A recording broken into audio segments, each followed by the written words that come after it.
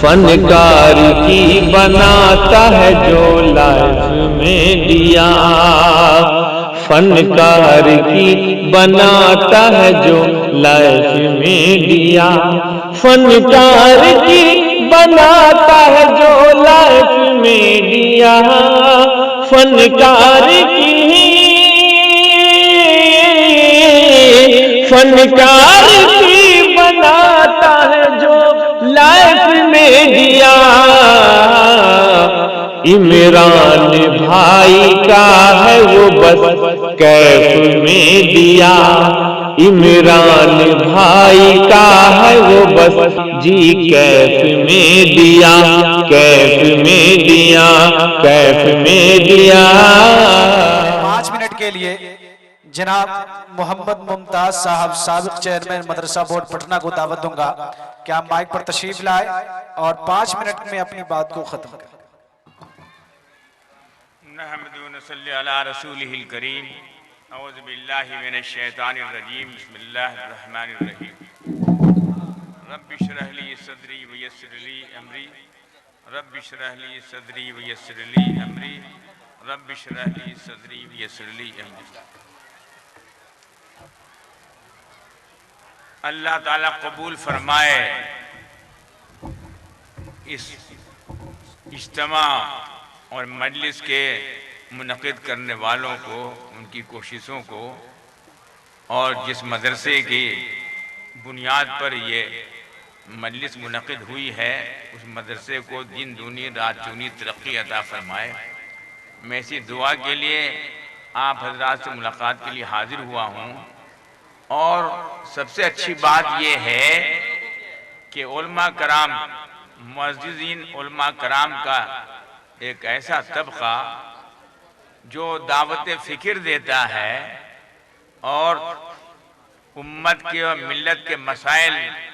میں غمخوار ہے، اس کو بھی آپ نے جمع کر لیا، اور ایسے ماشاءاللہ ذی وقار علماء کی تقریریں سننے کا موقع بھی ملا، اور امید کرتے ہیں کہ پورا مجمع، اور خواتین بھی ہیں، نوجوان بھی ہیں، بڑے بھی ہیں، ہر طبقے کے لوگ ہیں، پورا مجمع مستفید ہوا ہوگا اور فائدہ ہوگا،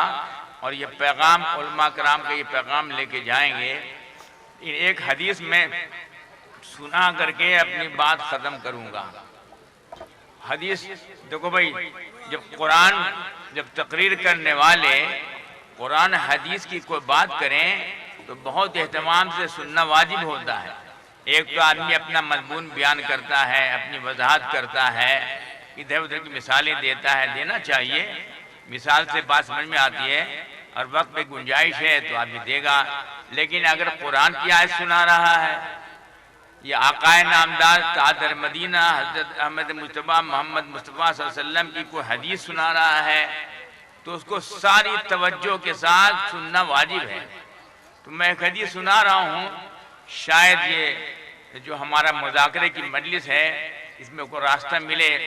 اور میں چاہوں گا کہ عصر کی نماز کے بعد ان حضرات سے علماء سے ملاقات ہو کے اس پر پھر ہم لوگ غور کر سکیں۔ وہ حدیث یہ ہے، حضرت عائشہ صدیقہ رضی اللہ تعالیٰ عنہ فرماتی ہیں۔ کون فرما رہی ہیں؟ حضرت عائشہ صدیقہ رضی اللہ تعالیٰ عنہ حضور پاک صلی اللہ علیہ وسلم کی پیاری زوجہ محترمہ فرماتی ہیں کہ میں ایک مرتبہ نبی کریم صلی اللہ علیہ وسلم دولت قدہ پہ تشریف لائے تو میں نے چہرے انور پر ایک خاص اثر دیکھ کر محسوس کیا کہ کوئی اہم بات پیش آئی۔ کیا فرما رہی؟ میں ایک مرتبہ نبی کریم صلی اللہ علیہ وسلم ایک مرتبہ دولت قدہ پہ تشریف لائے تو میں نے چہرے انور پر دیکھ کر محسوس کیا کہ کوئی اہم بات پیش آئی ہے۔ چنانچہ جناب نبی پاک صلی اللہ علیہ وسلم نے کسی سے کوئی بات چیت نہیں فرمائی، وضو فرما کر مسجد میں تشریف لے گئے اور منبر پر کھڑے ہو گئے، مسجد نبی منبر پر کھڑے ہو گئے۔ حضرت عائشہ رضی اللہ تعالیٰ فرماتی ہیں کہ میں حجرہ کی دیوار سے لگ کر سننے کھڑی ہو گئی۔ تو فرما رہی ہیں کہ میں حجرہ کی دیوار سے لگ کر کے سننے کھڑی ہو گئی کہ کیا ارشاد فرماتے ہیں۔ چنانچہ نبی پاک صلی اللہ علیہ وسلم نے ارشاد فرمایا، دیکھیے پیغام ہے حضور کا، لوگوں امر بالمعروف اور نہی عن منکر کرتے رہو، کرو نہیں، لوگوں امر بالمعروف اور نہی عن منکر کرتے رہو، مبادا وقت نہ آ جائے کہ تم دعا مانگو اور دعا قبول نہ کیا جائے، تم سوال کرو اور سوال پورا نہ کیا جائے، تم دشمنوں کے خلاف اللہ سے مدد مانگو اور اللہ مدد نہ کرے۔ اس وقت کا تقاضا ہے، اگر کوئی بات اللہ کے نبی کے زبان سے نکلی ہے میرے دوستوں بزرگوں، وہ سبب ہے، بے شک ہماری بدعمالیاں بھی سبب ہے، ان کو ایک کام جو چھوٹ رہا ہے جس کے بارے میں اللہ کے نبی نے فرمایا تم دعا مانگو گے تو قبول نہ ہوگا، سوال کرو گے تو سوال پورا نہ کیا جائے گا، دشمنوں کے خلاف اللہ سے مدد مانگو تو اللہ مدد نہیں کرے گا۔ امر بالمعروف نہی عن منکر کا چھوٹنا یعنی بھلائی کی دعوت دینا، برائی کے چھوٹنا، برائی سے روکنا، اس کا چھوٹ گیا، گھرے گھر محلے محلے ہم اس کام کو قائم کریں، یعنی ہر آدمی دوسرے کو خیرخواہی کے ساتھ دعوت دے، نماز کو قائم کرے، قرآن کی دعوت دے، سنت کی دعوت دے، شریعت کی دعوت دے۔ اللہ حالات خدا کے ہاتھ میں ہیں، اللہ دیکھنا چاہتا ہے کہ نبی پاک صلی اللہ علیہ وسلم کی نصیحت وصیت پر عمل ہو رہا کہ نہیں ہو رہا۔ تو پورے مجمع سے میری گزارش ہے، گھر کے ذمہ دار اپنے گھر کے سردار سے، قرآن پاک میں آیت آئی ہے، یا الذین آمنوا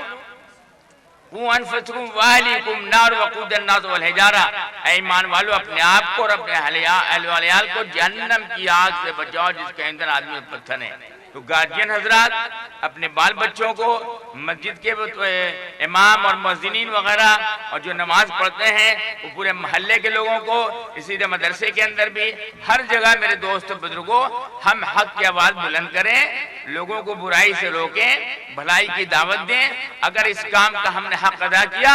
اللہ تبارک و تعالیٰ اپنے فضل و کرم سے ہمارے حالات کو بدل دے گا، ہماری دعائیں قبول کرے گا اور اللہ تبارک و تعالیٰ ہمیں مراد کو پہنچائے گا۔ ٹھیک ہے بھائی، اللہ ہم سب کو عمل کی توفیق نصیب فرمائے۔ آمین۔